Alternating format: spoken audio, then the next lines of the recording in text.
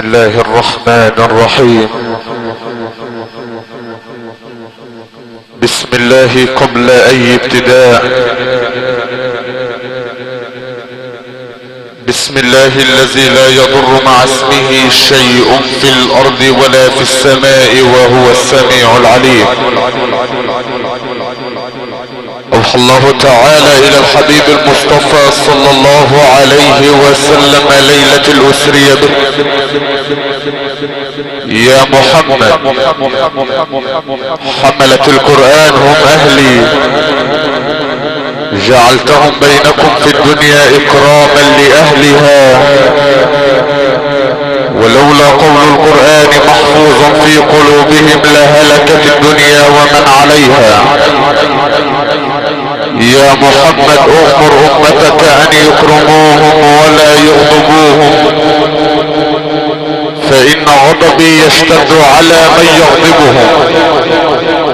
واذا مات حامل القرآن بكت عليه سماواتي وارضي وملائكتي. ويوم القيامة ينادي المولى عز وجل لملائكته فيقول: اين جيراني؟ فنقول: ومن ذا الذي ينبغي له ان يجاوره؟ قال: اين حملة القرآن؟ اين قراء القرآن؟ صدقت يا خير الانام. يسأل نبي الله سليمان البومة في ذات يوم: ايها البومة لماذا لا تأكلين الزرع ولا تشربين الماء وتسكنين المقابر؟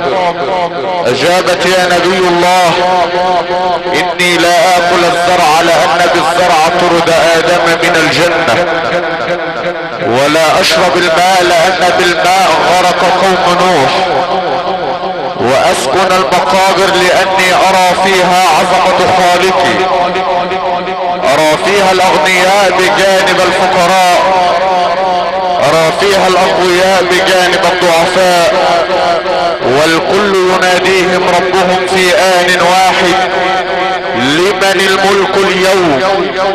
الملك اليوم لله الواحد القهار. اليوم تجزى كل نفس بما كسبت لا ظلم اليوم، ان الله سريع الحساب. الهي ماذا فقد من وجدك، وماذا وجد من فقدك؟ من فقدك فقد فقد كل شيء، ومن وجدك فقد وجد كل شيء. لا عرش الا عرشك، لا كرسي الا كرسيك، ولا ملك الا ملكك. الهي اذا كان عفوك يغفر الذنوب فكيف رضاك؟ الهي وان كان رضاك يجعل الكافر يتوب فكيف حبك؟ الهي وان كان حبك يملأ القلوب فكيف النظر الى وجهك الكريم؟ الله اسأل ان يرزقني واياكم لذة النظر الى وجهه الكريم، اللهم امين.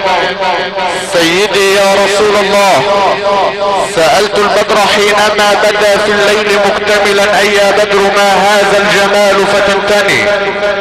رد علي مبتسما والنور يغمر وجهه: لو علمت اصل الجمال نكرتني.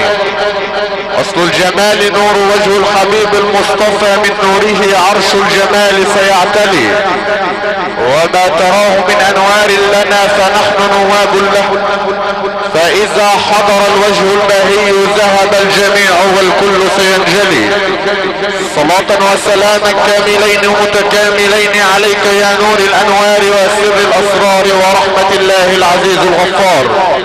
وانتنا اخوة الايمان والاسلام، عود طيب مبارك، خير استفتاح للجزء المتبقى من هذه الليلة القرآنية المباركة، والتي اتينا اليها بدعوة كريمة من عميد منسق الحفلات الدينية بجمهورية مصر العربية ومحافظة الغربية وكفر الشيخ الحاج مجدي خضر، في مقام وليلة تكريم فقيد عائلات عويس المغفور له باذن الله تعالى الشيخ زيدان عويس، شقيق المرحوم الحاج مخيمر عويس، والحاج فراج عويس، الحاج السيد عويس، وابن عمة الشيخ ناجي الفقي، وعنا العمدة مصطفى شوقي، وابن عمة الحاج سامي عبد الوهاب، وعنا الحاج عبد الحميد احمد غازي، والشيخ رزق السعدني، الحاج محمد علي عويس، والحاج حسن حسني عويس، والاستاذ توكل فراج عويس. وخير استفتاح لكل شيء القرآن الكريم، ايات بينات طيبات عطرات من كتاب الذكر الحكيم، اتلوها على مسامع حضراتكم ذلكم العلم القرآني الاذاعي فروان محافظة الغربية وسفيرها الدائم عبر جمهورية مصر العربية والعالم الاسلامي كله، قارئ من كبار قراء القرآن، ذو صوت الرنان، شوهد له انه قروان، وفي ذلك فهو علم من الاعلام. امام مسجد الشامي بمدينة المحلة الكبرى، فضيلة القارئ الشيخ عبد الله السيد غنام، بجامعته المليئة بالمقامات والروايات. الله اسأل ان يفتح عليه بفتوح العارفين، فليتفضل صاحب الفضيلة.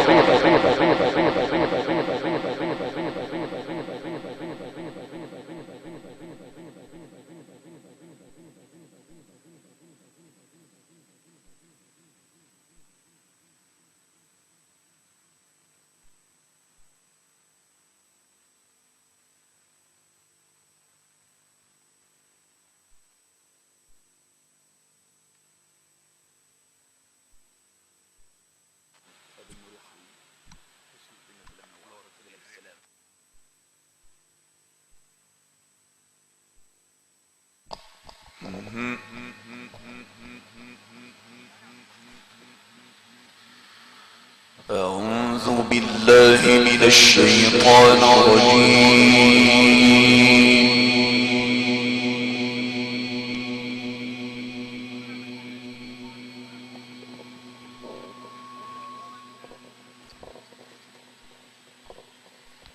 بسم الله الرحمن الرحيم.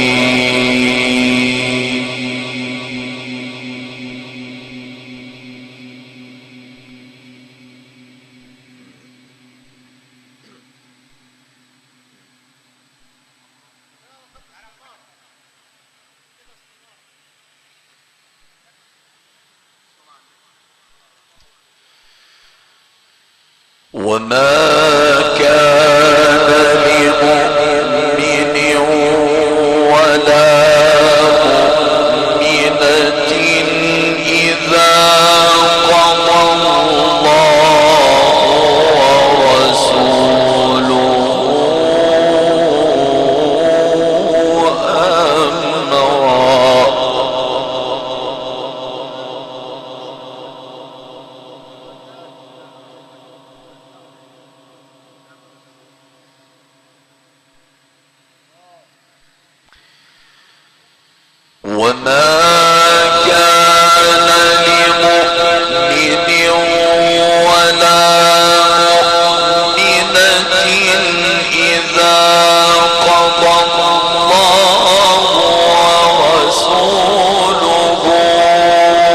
أمرا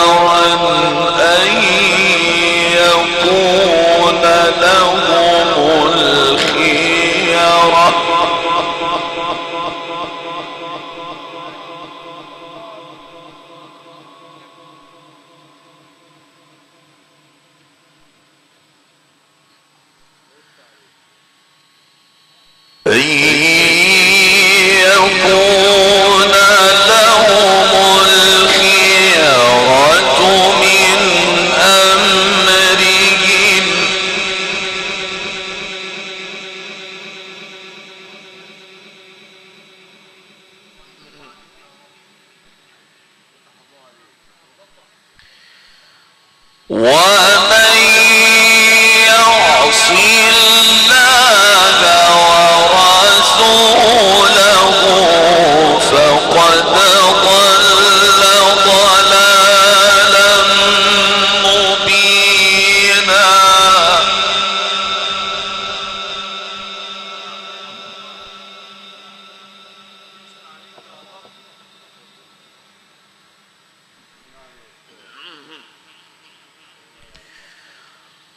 وإذ تقول للذي أنعم الله عليه وأنعمت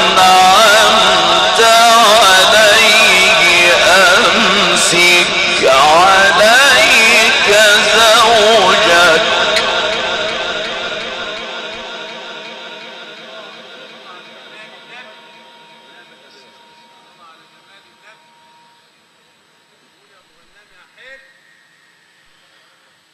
أمسك عليك زوجك واتق الله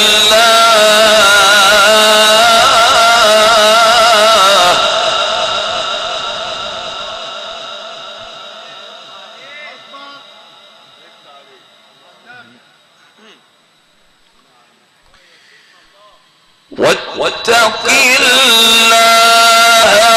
وتخفي في نفسك ما الله مبديه وتخشى الناس والله أحق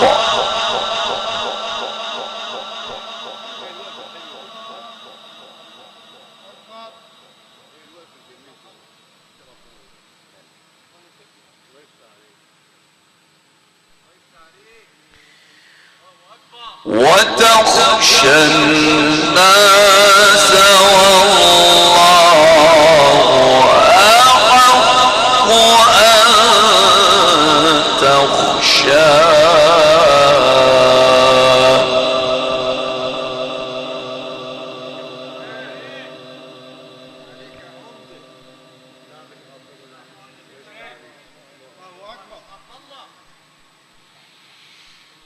وما كان لمؤمن ولا مؤمنة إذا قضى الله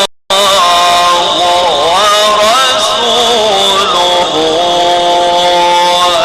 أمرا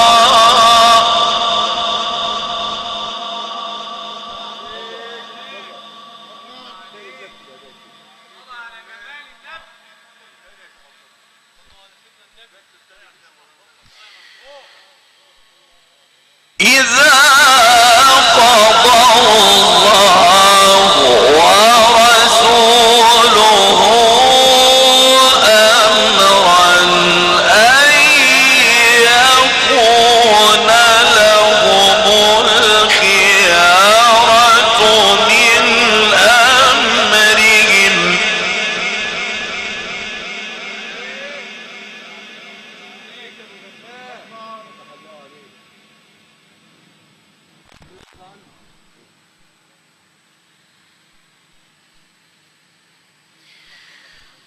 ومن يعص الله ورسوله فقد ضل ضلالا مبينا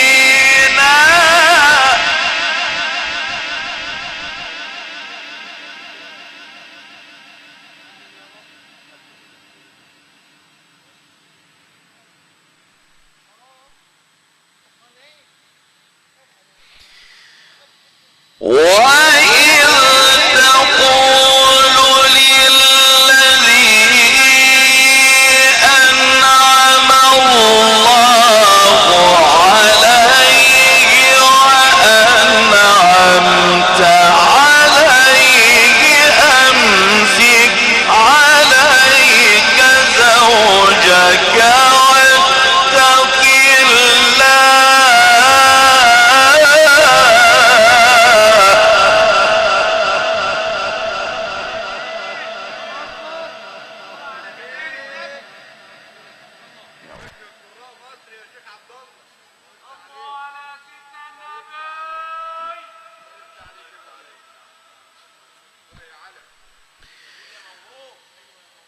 أمسك عليك زوجك واتق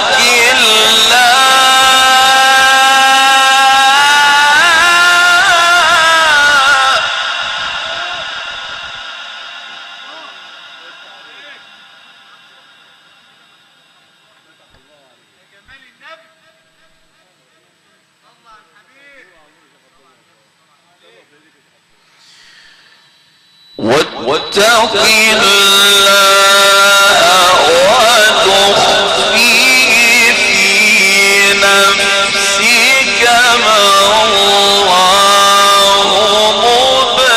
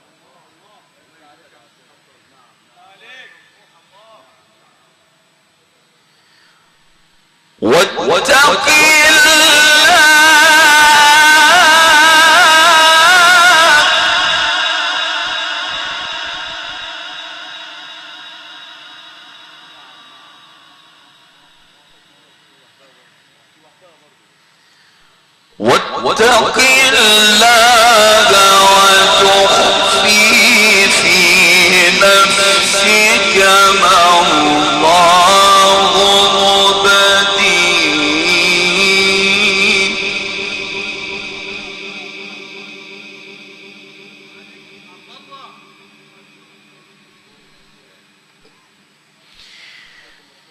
واتق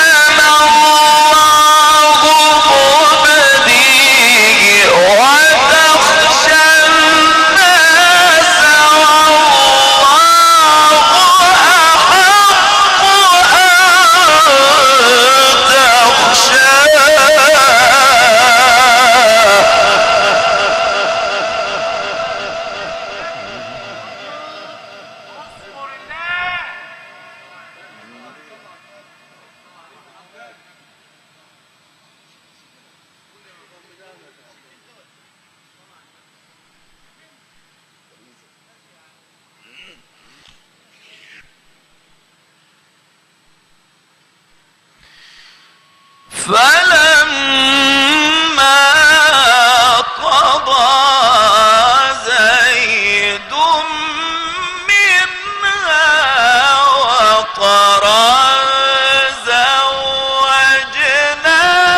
زوجناكها.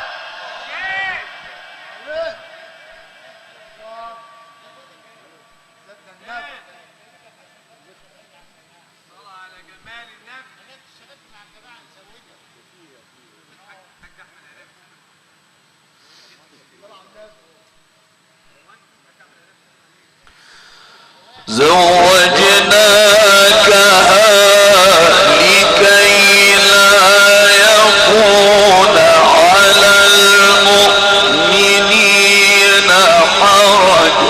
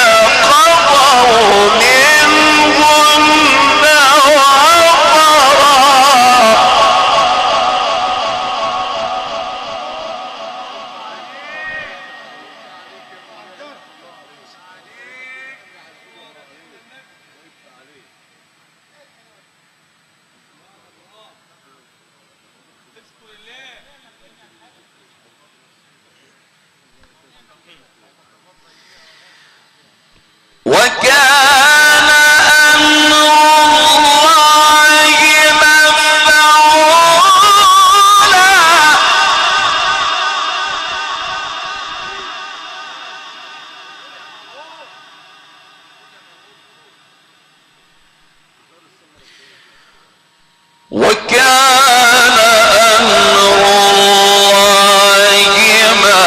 مفعولا.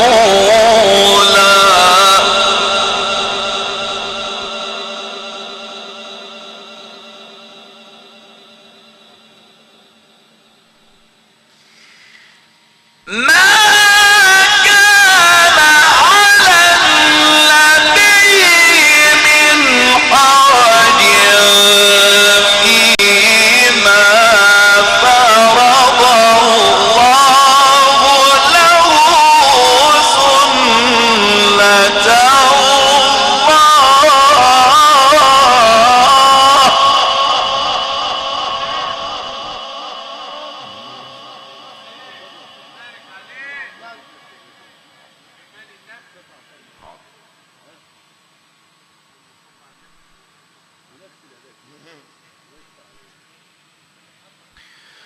سنة الله في الذين خلوا من قبل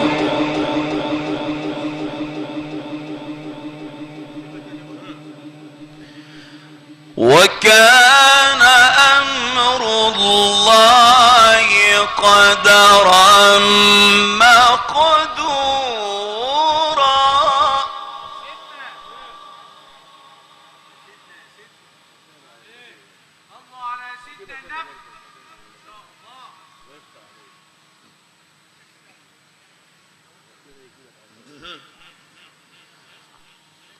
الذين يبلغون رسالات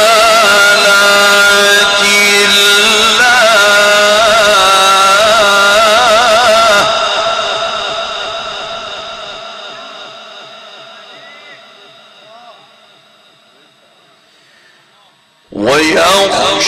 ويخشونه ولا يخشون أحدا إلا الله.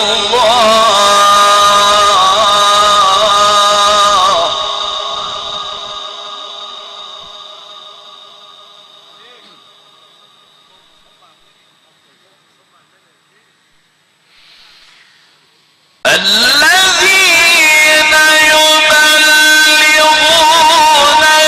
رسالات الله ويخشونه ولا يخشون أحدا إلا الله.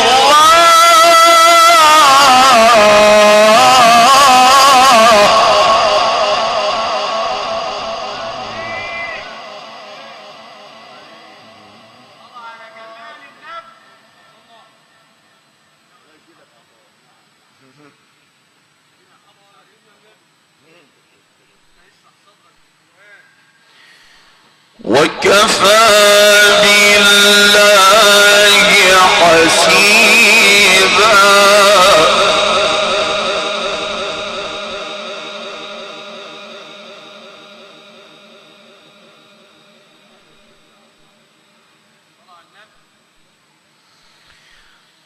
الذين يبلغون رسالات الله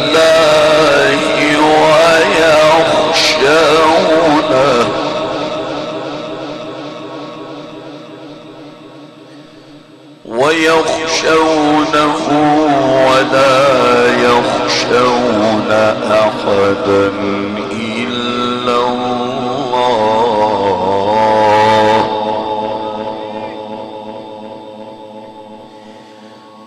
الذين يبلغون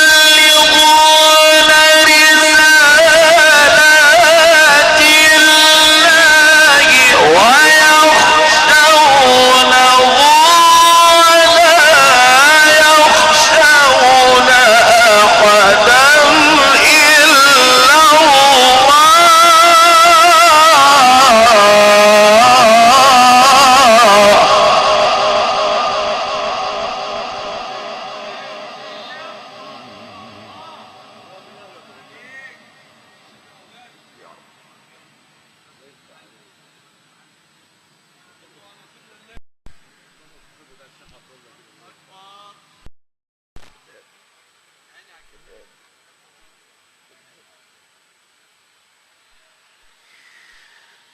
وكفى بالله حسيبا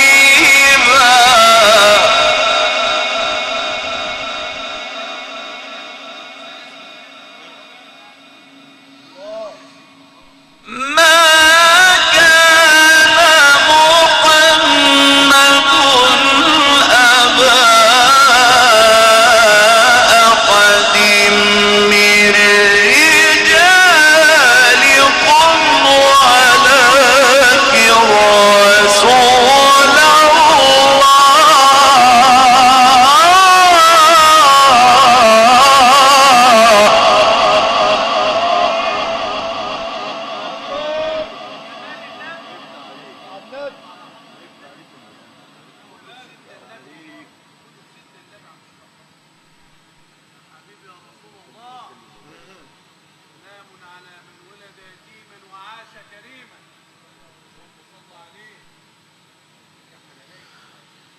ولكن رسول الله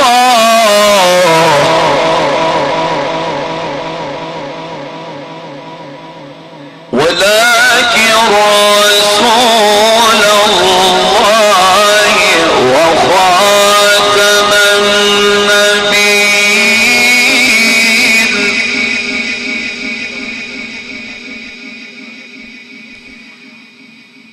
ولكن رسول الله وخاتم النبيين وكان الله بكل شيء عليما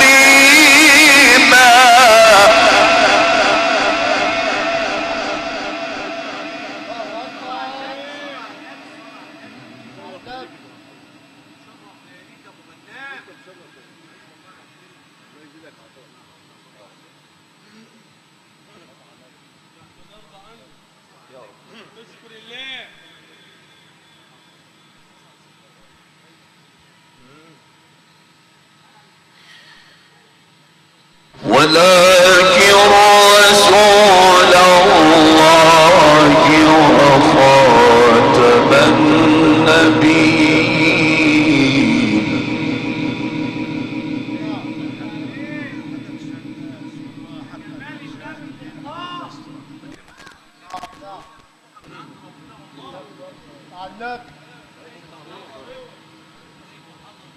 وكان الله بكل شيء عليما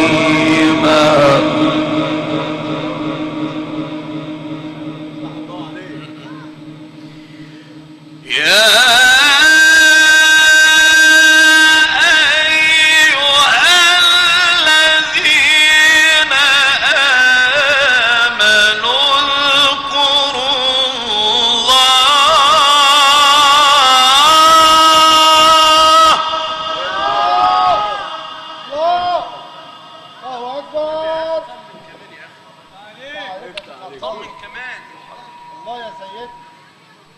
النداء ده تاني برضه على الميكروفون، خلي بالك برضه. ها؟ النداء ده على الميكروفون، بص دي نداء من الله على الميكروفون برضه. يا أيها الذين آمنوا اذكروا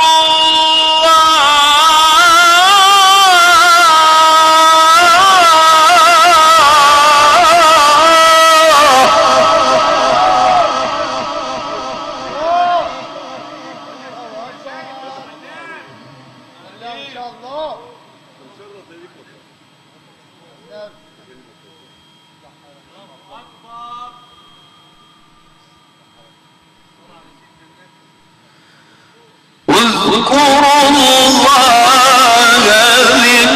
ذكرا كثيرا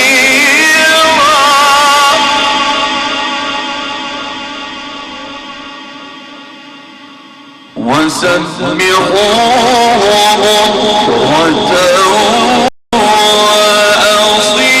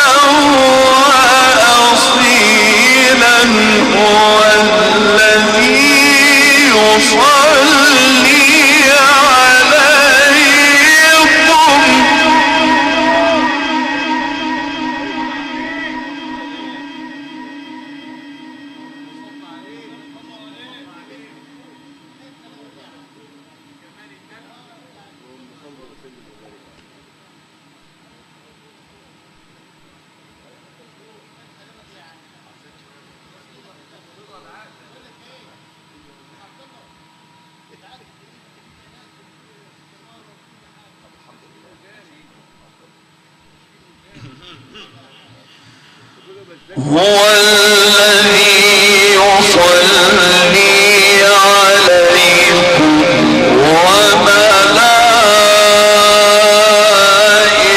وملائكته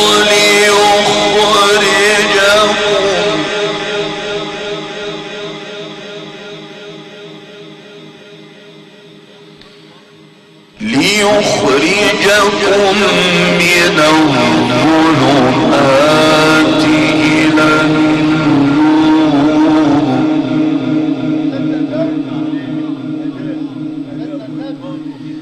وكان بالمؤمنين رحيما.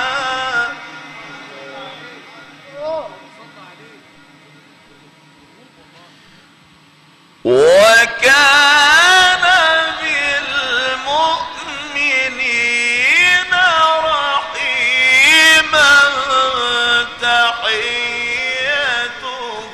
تحيتهم يوم يلقونه سلام.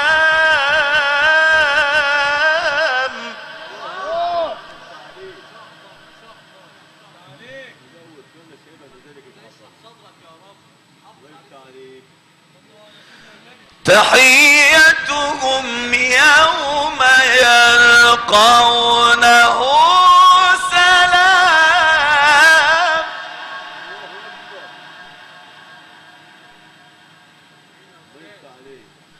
وأعد لهم أجرا كريما.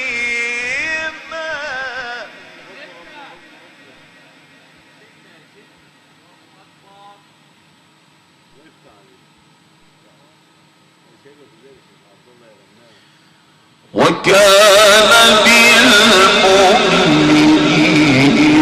رحيما.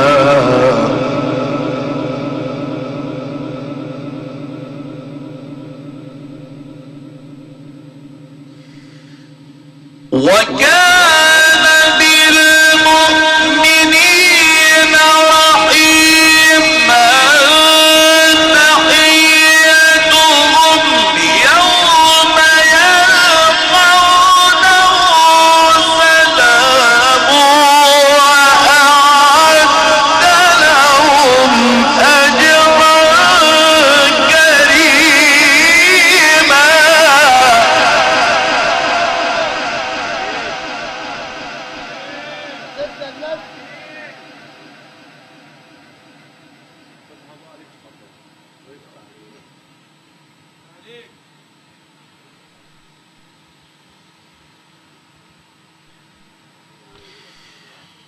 يا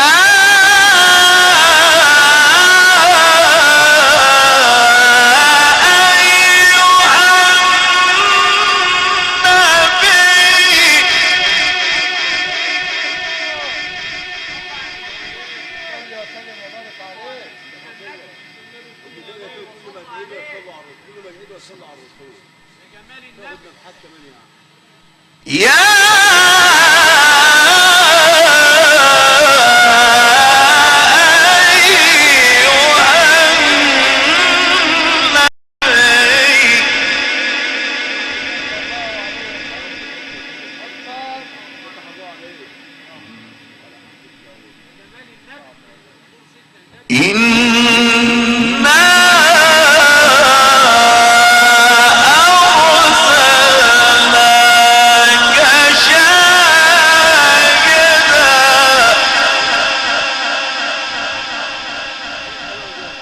ومبشرا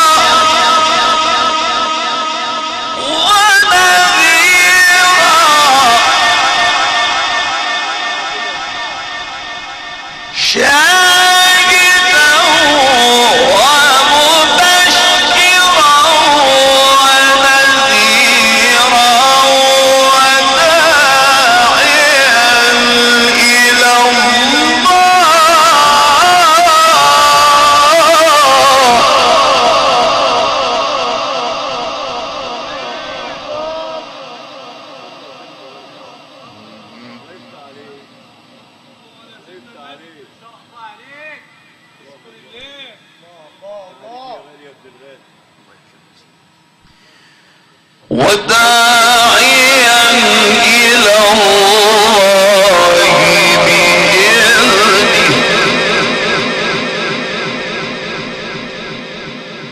وسراجا منيرا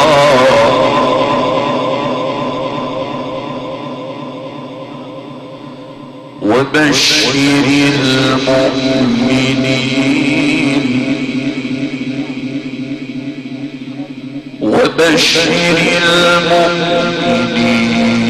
بأن لهم من الله فضلا كبيرا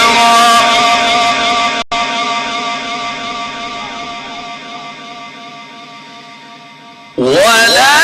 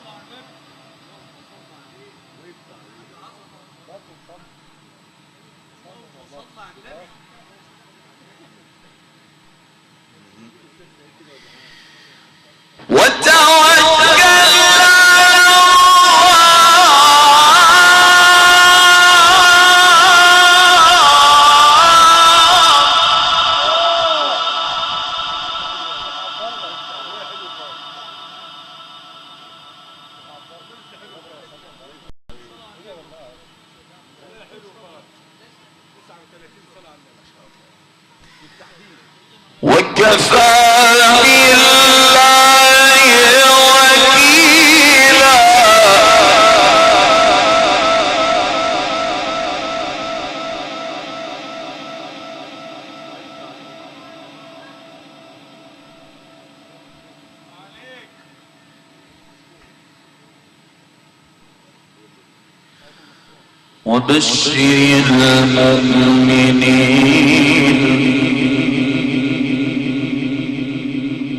وبشر المؤمنين بأن لهم من الله فضلا كبيرا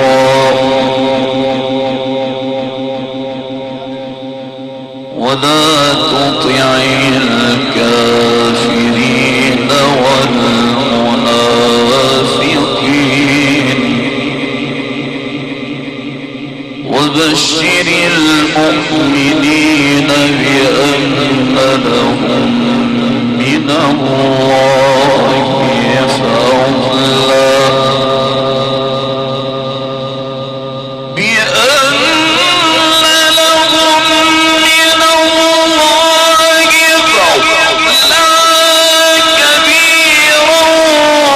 ودع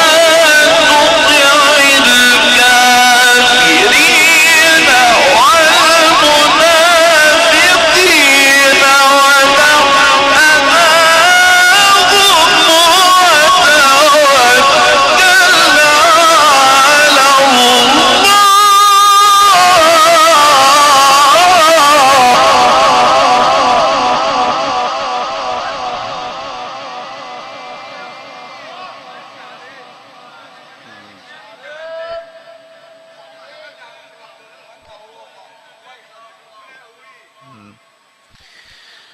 وتوكل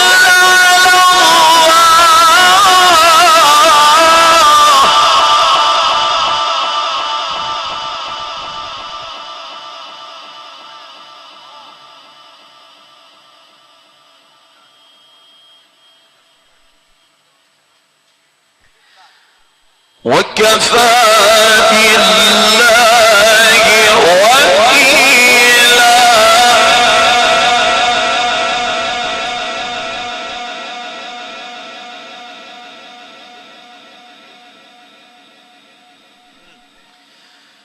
وبشر المؤمنين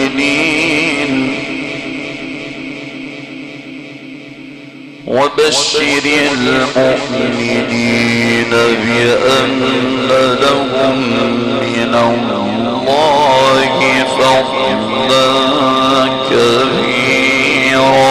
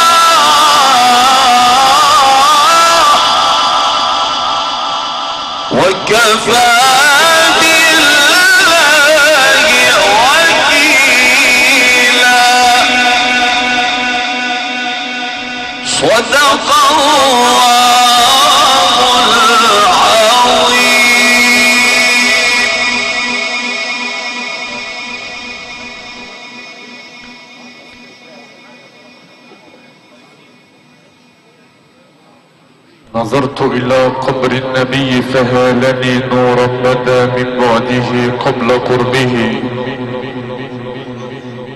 فقلت إذا كان الجدار منورا فما بال جوف القبر، ما بال من به،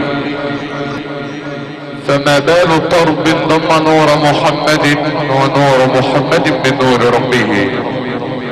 من قلب سورة الأحزاب تلا على مسام حضراتكم ذلكم العلم القرآني الإذاعي ليلة القارئ الشيخ عبد الله السيد غنام إمام مسجد الشامي بمدينة المحلة الكبرى والمقيم المعتمدية مركز مدينة المحلة الكبرى غربية، شاكرا للهندسة الصوتية العالمية والإنارة الحديثة ومحطات الديزل الكبرى، إدارة الحاج طارق مطحنة المقيم بالمعتمدية مركز مدينة المحلة الكبرى غربية، كبرى قصور الضيافة المتنقلة عبر الجمهورية مصر العربية والعالم الإسلامي كله.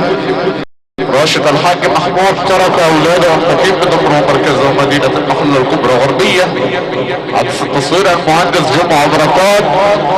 هذه الليلة القرآنية المباركة الليالي عميق منسكي الحفلات الدينية بالجمهورية والعالم الإسلامي كله، ومحافظة الغربية ومحافظة كفر الشيخ الحاج مجدي خطب، في مقام وليلة تكريم الشيخ زيدان عويس شقيق المرحوم الحاج مخمر عويس والحاج فراج عويس والحاج السيد عويس، عمة الشيخ ناجي الفيه وعمة العمدة مصطفى شوقي وابن عمة الحاج سامي عبد الوهاب، عمة الحاج عبد الحميد احمد غازي والشيخ رزق السعدني، الحاج محمد علي عويس والحاج حسن حسني عويس والاستاذ توكل فراج عويس.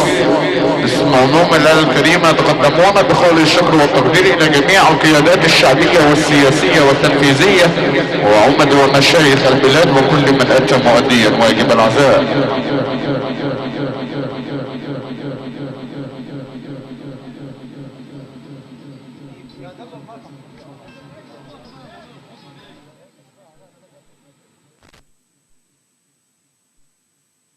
ماشي. الحمد لله رب العالمين خالقي، وتوكلت على الله رازقي، واقتديت بحبيبي محمد قدوتي ووسيلتي، واشهد ان لا اله الا الله، واشهد ان نبينا وحبيبنا وعظيمنا ونبض قلوبنا وقرة اعيننا وجلاء همومنا وذهاب همومنا ونور ابصارنا وصدورنا محمد، فصلوا على محمد.